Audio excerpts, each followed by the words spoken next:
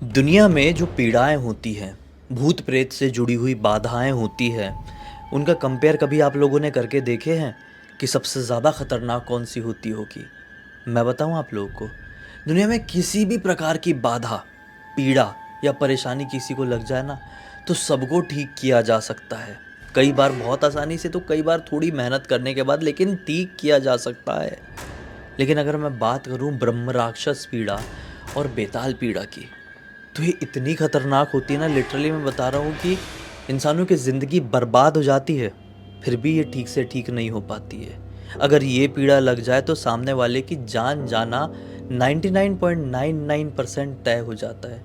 और जो 0.01% चांस होता है ना, यहाँ पर अगर भगवान आकर खुद किसी इंसान की जान बचाए तो ही बच सकते हैं। आज की जो कहानी है वो एक ऐसी ही पीड़ा से जुड़ी हुई है, बेताल पीड़ा से। इस कहानी को आप अंत तक ज़रूर सुनिएगा, एक बहुत खतरनाक सीख भी मिलेगी और एक खतरनाक ट्विस्ट भी। ये कहानी का स्टार्टिंग पॉइंट कुछ और है और कहानी कहीं और जाकर अंत होगी। स्टार्टिंग में ही सुन के ये मत समझ लेना हाँ प्रिडिक्टेबल अंत है, ऐसा ही कुछ एंड में होगा, नहीं, किसी और से शुरू होकर किसी और में ख़त्म होगी भाई। तो चलिए, अब बहुत हो गया इंट्रोडक्शन। आज से कुछ यही 8-9 महीने पहले चलते आने की 2023 के मई जून महीने में, और शुरुआत करते हैं इस खौफनाक घटना की कहानी की। वेस्ट बंगाल में दो परिवार बड़ी खुशहाली से अपनी ज़िंदगी काट रहे थे। इस परिवार में देवज्योति नाम का एक लड़का था। पहले परिवार की बात करें तो देवज्योति की मम्मी पापा और दादी, ये अपने घर पर वेस्ट बंगाल के एक टाउन में रहकर अच्छी खासी ज़िंदगी काट रहे थे। एक दूसरा परिवार भी था जो कि एक दूसरे टाउन में था। ये एक छोटा टाउन था और यहाँ पर रहता था देवज्योति की मौसी का परिवार। इस परिवार में मौसी, मौसा जी, इनके एक बेटे जो कि देवज्योति से बड़े थे उम्र में, और देवज्योति के नाना नानी, ये लोग रहते थे। मई जून की बात है, गर्मी थी अच्छी खासी, शायद यही कोई 30 मई के आसपास की खबर। देवज्योति की मम्मी को फ़ोन आता है। मम्मी फ़ोन उठाती है, हेलो, हाँ कौन? बोलते हैं कि मैम, आपका जीजा बोल रहा हूँ। दरअसल आपकी बहन की बहुत ज़्यादा तबीयत ख़राब हो गई है, इसलिए हम उनको हॉस्पिटल में एडमिट कर रहे हैं, ये हॉस्पिटल में। आप जल्दी से मिलने के लिए आ जाइए। घबरा जाती है, दीदी को क्या हो गया, क्या हो गया? तो बताते हैं कि उन्हें ब्रेन स्ट्रोक हुआ है, आप जल्दी से आ जाइए। बोले ठीक है। वो फ़ोन काटती हैं, देवज्योति को बताती है, अपने बेटे को बताती है, मतलब अपने पति को बताती हैं। और तुरंत ही उनके हस्बैंड डिसाइड करते हैं कि हम तीनों तुरंत ही गांव के लिए निकलेंगे, तुम्हारी बहन की हालत देखेंगे ठीक ठाक है कि नहीं, सही जगह पे अस्पताल में इलाज चल रहा है कि नहीं। इन लोगों ने ऐसा क्यों सोचा, मैं आप लोगों को बताता हूँ। देवज्योति के जो मौसा जी थे, मतलब जिनकी तबीयत खराब थी, उनके जो हस्बैंड थे, वो थोड़े मानसिक स्थिति से उतने ज़्यादा ठीक नहीं थे। उनका ऐसा था कि वो बहुत एक्सट्रीम भोले भाले थे और उनको कोई भी बना सकता था, इजीली बना सकता था। और भगवान की बात करके तो उनको कोई भी एकदम कैसे भी करके ठग ले, बहुत इजीली ठग ले। वो बहुत सीधे व्यवहार के थे। इतना सीधा भी रहना नॉर्मल आप लोगों को नहीं दिखाता है। तो इसलिए इन लोगों को चिंता हुई, देवज्योति के पापा को, देवज्योति की मम्मी को, कि अरे अरे वहाँ पे इतनी तबीयत ख़राब हो गई दीदी की, सही तरीके से इलाज होगा या नहीं। इन लोगों ने तुरंत अपनी गाड़ी बनाए और पहुँच गए वहाँ पे। वहाँ पे पहुँचे तो घर पे ताला लगा हुआ है, तो बोले हाँ हॉस्पिटल में ही एडमिट होंगे। हॉस्पिटल में पहुँचे तो क्या पता चला कि उनको तो यहाँ से डिस्चार्ज करा चुके हैं। अब ये शॉक्ड, बोले अरे, इनसे तो कल रात में ही बात हुई है, कैसे बोल रहे थे कि ये अस्पताल में एडमिट है, आप जल्दी से मिलने के लिए आ जाओ। और एडमिट थे भी, इतनी ज़्यादा तबीयत ख़राब थी, तो यहाँ से डिस्चार्ज कैसे करवा लिए? डॉक्टर साहब से पूछे कि कहीं और आपने रेफ़र किए क्या? तो डॉक्टर साहब ने बोले नहीं नहीं नहीं, वो सिर्फ इतना बोल रहे थे कि हमको इलाज मिल गया है, इनको डिस्चार्ज कर दीजिए। तो हमने बहुत कोशिश की उनको समझाने की, लेकिन हमको फिर जब वो लोग ज़िद करने लगे तो डिस्चार्ज करना पड़ा। बाकी उनकी कंडीशन बिल्कुल भी ठीक नहीं थी। हम सजेस्ट करेंगे कि उनको अभी कहीं ना कहीं एडमिट रहना बहुत ज़्यादा ज़रूरी है। ये परेशान हो गए यार। इन्होंने फ़ोन लगाए, देवज्योति के मौसा जी को फ़ोन लगाया, मतलब अपने साड़ू भाई को फ़ोन लगाया देवज्योति के पापा ने। फ़ोन नहीं उठा रहे। फिर लगभग 7-8 बार फ़ोन किए हैं, फिर फ़ोन उठाए, क्या बोलते हैं, अरे अरे हम थोड़ा बाहर आए हुए थे, आप आ गए हैं क्या? आप घर के लिए ही निकलिए, हम भी घर तरफ ही पहुंच रहे हैं, साथ साथ में पहुंचेंगे। फिर आपको मिल के पूरी बात समझाते हैं। तो देवज्योति का परिवार और इधर मौसी जी का परिवार सब एक साथ ही लगभग एक ही टाइम में इनके घर के सामने पहुंचता है। ये बोलते हैं कि क्या हो गया, कहाँ लेके गए थे, हम तो हॉस्पिटल गए हुए थे, आपने बोले थे हॉस्पिटल में एडमिट है, डॉक्टर साहब बोल रहे थे बहुत तबीयत खराब है, आप कहाँ लेके चले गए थे इनको। तो मौसा जी बोलते हैं कि यार दरअसल ऐसा है कि हमको ना एक बहुत प्रसिद्ध बाबा जी मिले हैं, बहुत ताकतवर बाबा जी हैं। उन्होंने बोले कि इनकी बीमारी का इलाज उनके पास है। उन्होंने बोले कि डॉक्टर को दिखाने से कोई फ़ायदा नहीं है, उनका डायरेक्ट भगवान से कनेक्शन है, वो भगवान से बातचीत करते हैं, इसलिए हम इनको वहाँ पर लेकर गए थे। तो देवज्योति के पापा गुस्सा हो जाते, बोलते कैसी बात कर रहे हो, ब्रेन स्ट्रोक हुआ है, ये ढंग से उठ नहीं पा रही है, अभी भी देखो ये लेटी हुई है आपके कार के सीट में, आप कौन बाबा के पास ऐसे लेके गए थे। तो बोलते नहीं नहीं नहीं सब ठीक है, चलिए चलिए। तो यहाँ पर ना देवज्योति की मम्मी अड़ जाती, नहीं मेरी बहन का ढंग से इलाज होगा, कौन बाबा के चक्कर में पड़ गए हो आप, अभी के अभी हॉस्पिटल लेके चलो, नहीं तो आप घर के अंदर प्रवेश नहीं कर सकते, चाहिए आपका ही घर क्यों ना हो, मेरी दीदी को लेके चलो हॉस्पिटल। बहन का सवाल था यार, अब इतना बोली तो हॉस्पिटल लेके गए। अब हॉस्पिटल में एडमिट वापस से करवा दिए। अब क्या हुआ, हॉस्पिटल में एडमिट तो रहे, लेकिन रात में ये लोग देख रहे हैं कि मौसा जी आते और मौसी जी को कुछ, वो तो होश में ही नहीं थी, मुंह में कुछ खिलाने लगते, कभी भभूति खिलाते तो कभी कुछ मिठाई खिलाते तो कभी कोई पत्ता खिला देते। तो टोकी भी कि आप दीदी को क्या खिला रहे हो, क्या कर रहे हो आप रात के समय, कुछ ऐसा इन्फेक्शन हो जाएगा, दवाई ववाई चल रही है, ठीक नहीं है। तो बोलते हैं नहीं नहीं ठीक हो जाएंगी, देख लेना, ये वो बाबा ने ही दिए हैं, जयंता बाबा नाम है उनका, बहुत ऊंचे लेवल के बाबा है, भगवान से बात करते हैं डायरेक्ट, उन्होंने बोले कि ये ठीक होगी। अब ये तो देख ही रहे थे, लेकिन खैर कितने दिन देख पाते। अब इन लोगों को भी तो अपना काम धंधा था अपने टाउन में। इन लोगों ने बोले कि ठीक है हम निकल रहे हैं, अगर तबीयत में कुछ भी चेंजेस आते हैं तो आप हमको बताना, क्योंकि देवज्योति के पापा को भी काम है और देवज्योति के 12th भी चल रहा है, तो इन लोगों को जाना बहुत ज़्यादा ज़रूरी था। ये लोग चले गए।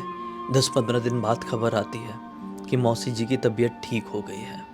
ये लोग बहुत खुश होते हैं और देवज्योति से बोलते हैं देख बेटा हम दोनों जा रहे हैं, मतलब मम्मी पापा, देवज्योति के मम्मी पापा बोल रहे हैं कि देख बेटा तू यहीं पे रह, तेरी क्लास 12th है, अभी इतने दिन से वहाँ पर था मौसी के गांव में, हम लोग जा रहे हैं उनको देखने के लिए, अब तो वो ठीक ही हो गई है, तो तुझे जाने की कोई ज़रूरत नहीं है।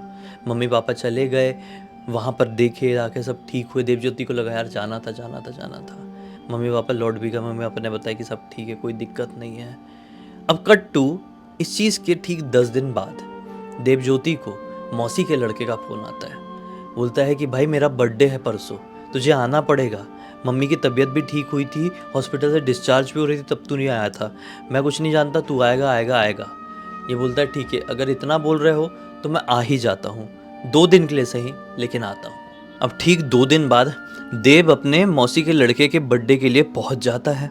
वो जैसे ही वहाँ पे पहुँचा तो क्या पाया कि इस बर्थडे में नॉर्मल लोग तो आए ही हुए हैं, साथ ही साथ वो बाबा जो कि मौसी जी को पता नहीं क्या क्या भेज रहा था, जिसकी वजह से मौसा जी ने मौसी जी को हॉस्पिटल से डिस्चार्ज करवा दिए थे, वो अपनी माँ के साथ आया हुआ है।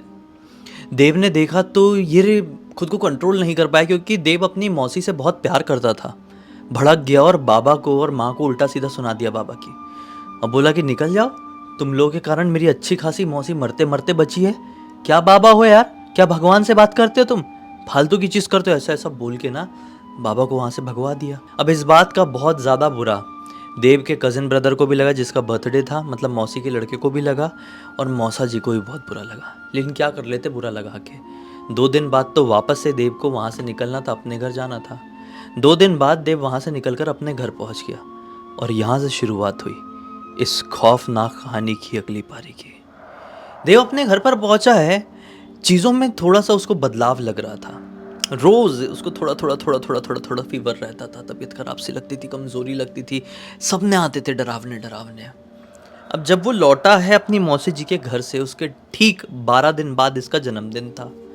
इसने अपने जन्मदिन का केक काटा है, काफ़ी लोग आए हुए हैं, केक खिलाया विलाया, सबने खाया, खुद ने जैसी खाया केक, इसको ऐसा लगा कि मैंने मुंह में जलता हुआ आग का गोला डाल दिया हूँ। थूका और बहुत चिल्लाया ज़ोर से। इसको ऐसा लगा मुंह में जलता हुआ आग का गोला डाल दिया, मतलब लिटरली सोचो।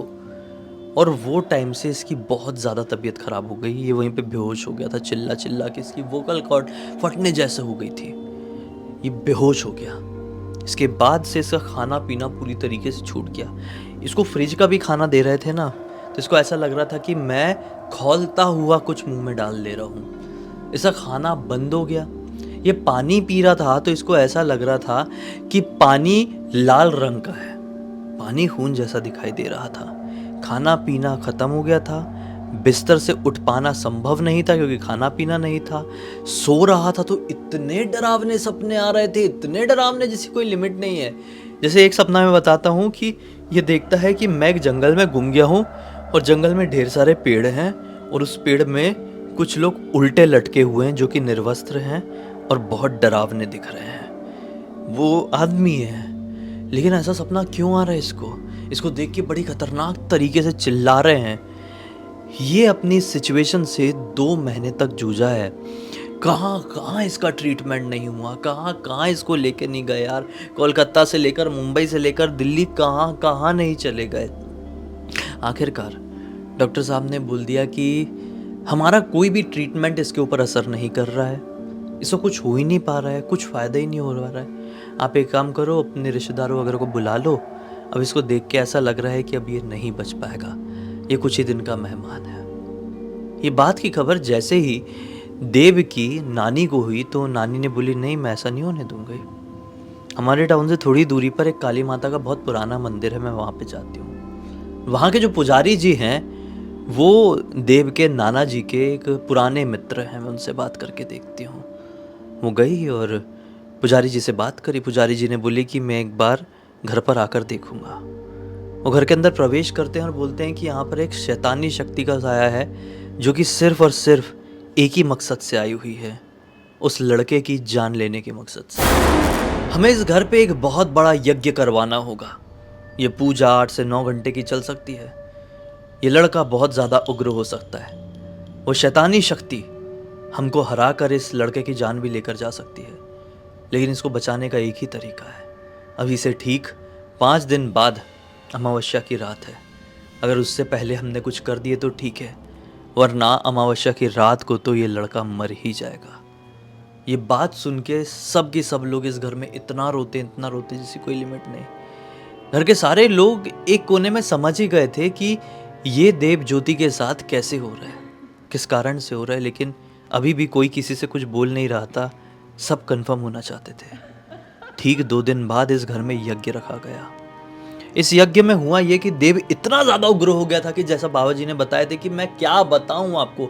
एक्सट्रीम केस में बाबा जी का एक शिष्य था, उसका सर फोड़ दिया था पूजा होते होते ही। लिटरली भगवानों को गाली दे रहा था। जो यज्ञ कुंड है ना, उसमें कुछ ऐसा कर दिया था देव ने, मैं नहीं बोलूँगा। आप सबसे ज़्यादा गंदी चीज़ इमेजिन कर दो, उसने हवन कुंड में कुछ वैसा कर दिया। बाबा जी के ऊपर हाथ उठाया, अपने माता पिता के ऊपर हाथ उठाया, क्या क्या नहीं किया, एक्सट्रीम किया।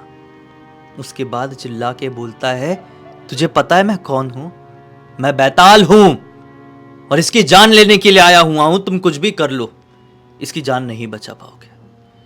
पुजारी जी ने अपने हिसाब से काली माता की आराधना की मदद से उस बैताल को शांत किए कि माफी मांगे और बैताल को वापस भेजे। देव ज्योति तो पूरा चित्त पड़ गया। ये लगभग 7 घंटे की पूजा के बाद हुआ था। 7 घंटे तक ये एग्रेसिव पूजा चली थी वहां पर। फिर देव ज्योति की हालत में थोड़ा थोड़ा सुधार आने लगा। बाबा जी ने बोले कि इतनी हालत खराब हो गई थी कि मौत के मुंह में था, ठीक होने में टाइम लगेगा। इस घटना के, ये यज्ञ के ठीक 15 दिन बाद इन लोगों को खबर मिलती है कि वो बाबा और बाबा की माँ रहस्यमय तरीके से अपने घर पर मरे हुए पाए गए। कैसे? फिर इन लोगों ने वो पुजारी जी से बात की कि अरे ऐसा हुआ है।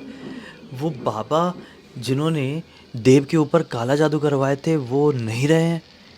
तो पंडित जी बताते हैं कि दरअसल बेताल का ऐसा होता है ना कि बेताल को साधक साध लेता है किसी की जान लेने के लिए, और बेताल सामने वाले की जान लेने में सक्षम नहीं रहा, असफल हो गया, तो बेताल वापस ही साधक के पास आ जाएगा और साधक की जान ले लेगा। 1000% अब प्रूफ हो गया है कि जो देव के ऊपर हुआ था वो बाबा ने और उसकी माँ ने मिलके करवाए थे। फिर कुछ समय बाद इन लोगों को एक्चुअली पता चला कि सीन ये था कि वो बाबा तो फ्रॉड था। वो बाबा फ्रॉड था, वो बाबा को कुछ नहीं आता था। मैं पुजारी जी की बात नहीं कर रहा हूँ, नहीं उनकी बात नहीं कर रहा हूँ भैया। उनकी वजह से तो बेताल की शक्ति शांत होके गई। मैं वो फ्रॉड बाबा की बात कर रहा हूँ जो मौसी जी के मौसा जी को फंसा लिए थे। वो फ्रॉड बाबा कुछ भी नहीं थे। वो फ्रॉड बाबा की माँ थी मेन जड़। उसको आता था काला जादू, उसको आती थी मारण क्रिया, और अपनी मारण क्रिया का उपयोग करके देव के ऊपर उसने बेताल भेजी थी। क्योंकि देव ने भरी सभा में उल्टा सीधा बोल दिया था, माँ को भी और वो बाबा को भी। इस वजह से देव की जान पर बनाई थी। लेकिन बेताल तो असफल हुआ, तो फिर सीधे जाके वो गला पकड़ेगा अपने साधक का। तो माँ का और बेटे का पकड़ लिया और खेल खत्म हो गया। अभी कितना टाइम हुआ यार, फरवरी आया हुआ है। देव ठीक है, अपनी लाइफ में ओके कर रहा है, क्लास 12th का एग्ज़ाम देने वाला है, सब कुछ अच्छा हो गया समय रहते। इस पूरी घटना की जानकारी मुझे किसी और ने नहीं बल्कि देव ने खुद इंस्टाग्राम पर लिख कर भेजा। मैं पढ़ा तो मेरे पैरों तले ज़मीन निकल गई। मतलब कैसे सहा होगा इस छोटे से लड़के ने यार ये सारी चीज़ें। खैर उम्मीद करता हूँ, प्रार्थना करता हूँ कि इसके परिवार में और इसके साथ आगे चल के सब कुछ ठीक रहे। इसी एक नोट के साथ अब इस कहानी का अंत करते हैं। अब तक इस वीडियो को देख लिए तो लाइक ज़रूर कर देना, चैनल को सब्सक्राइब करके बेल आइकन दबा के ऑल के ऑप्शन में क्लिक करना, क्योंकि इसी तरह के हैरान कर देने वाले खौफनाक वीडियोस डेली आप लोगों के सामने लेके आता रहता हूँ। इंस्टाग्राम की लिंक इस वीडियो के डिस्क्रिप्शन बॉक्स में मिल जाए, क्लिक करके डायरेक्टली वहाँ पर पहुँच जाना। और इसी तरह की कोई भी कहानी, टॉपिक या जानकारी आप लोगों के पास भी है तो लिख भेजना। हो सकता है मेरा अगला वीडियो कल आप लोगों के हिसाब से ही बन रहा हो। तो चलिए कल फिर से मिलता हूँ, तब तक के लिए बहुत बहुत धन्यवाद। आपका दिन शुभ हो।